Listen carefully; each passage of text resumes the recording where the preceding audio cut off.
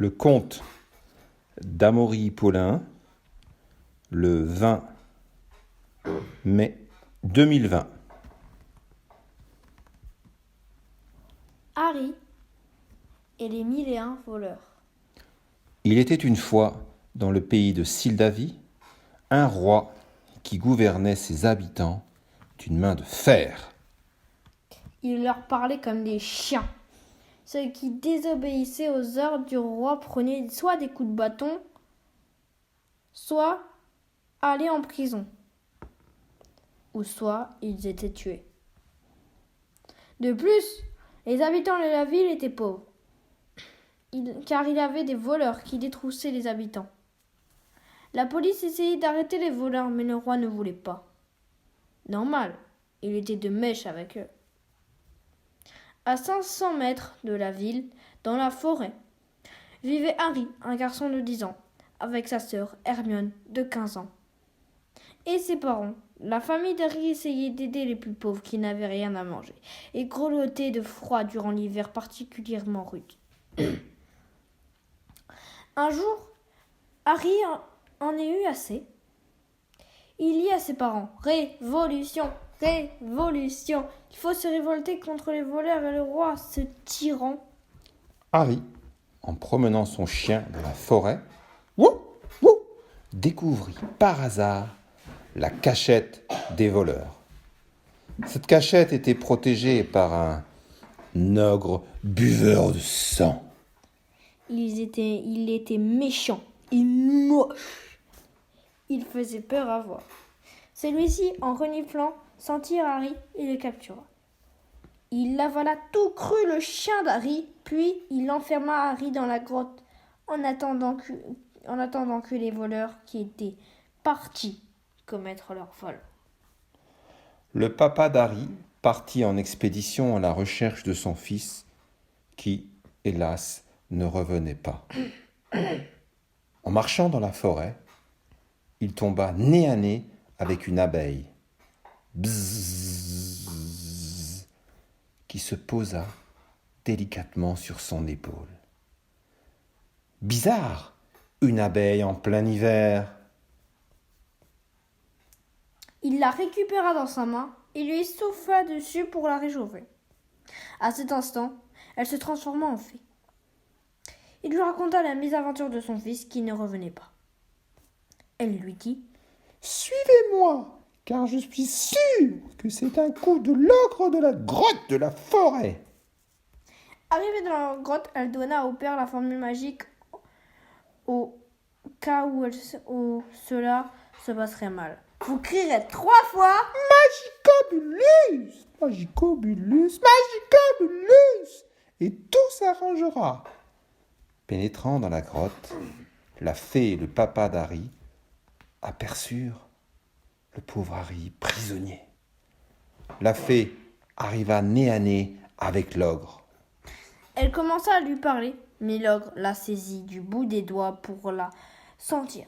Cette fée tomba dans les pommes, car cet ogre avait une odeur infecte. Il puait très fort. L'ogre en profita pour déguster la pauvre fée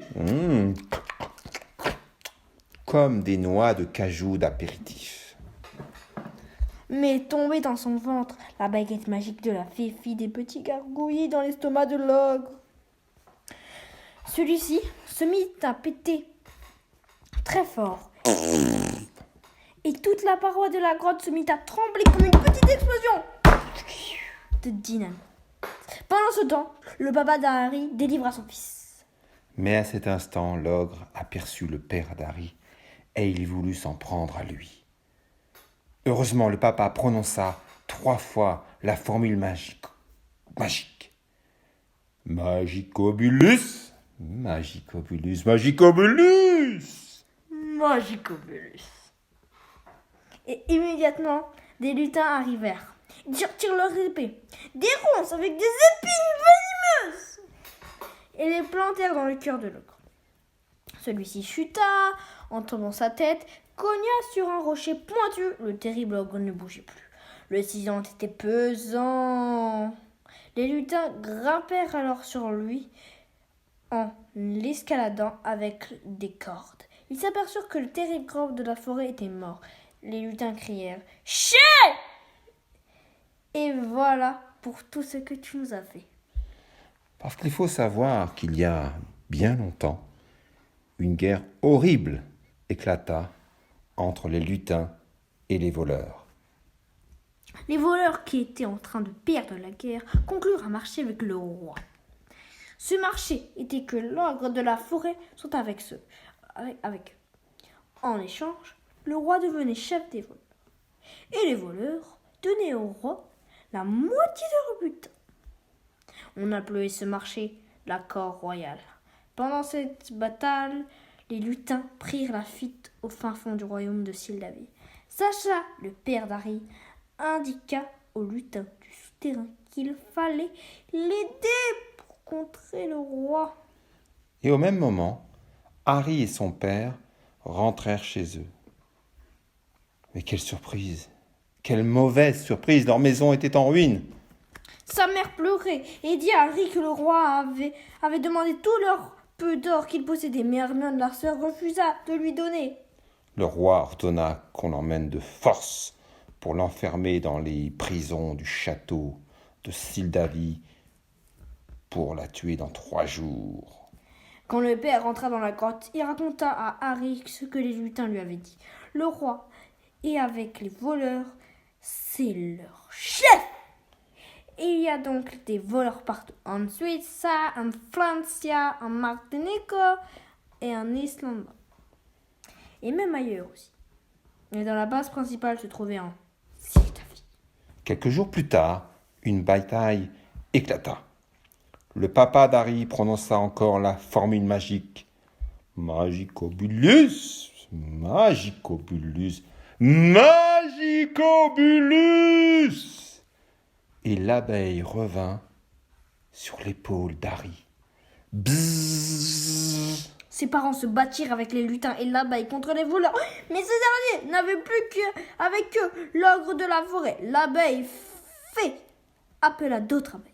Harry et sa famille, plus les lutins, remportèrent cette terrible bataille. Le roi fut obligé alors de se rendre. Il dut redonner la nourriture et l'or. Sa sœur Hermione fut libérée et les lutins retournèrent en paix dans la forêt pour travailler dans leurs mines d'or. La famille d'Harry était heureuse. Elle ne manquait plus que jamais de nourriture, car ces différents potagers écologiques produisaient assez pour les nourrir. Eux et d'autres habitants, ils pouvaient en plus faire du troc avec les lutins. Ces dernières échangeaient or contre nourriture. Et cet équilibre convenait à tous. Les habitants de la Sildavie vécurent heureux très longtemps en harmonie avec la nature et les abeilles.